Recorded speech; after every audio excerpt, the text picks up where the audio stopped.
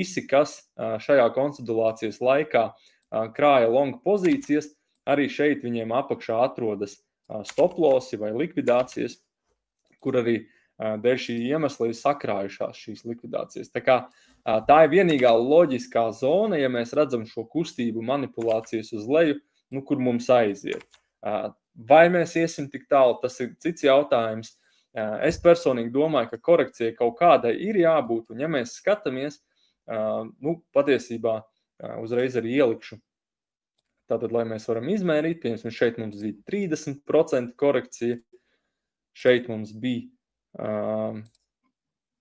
13% korekcija, un šeit mums šobrīd ir 12% korekcija. Tā kā skatoties no tāda viedokļa, tāds 50/50, ja mēs skatāmies, tātad vairāk ir, vai šī zona notur.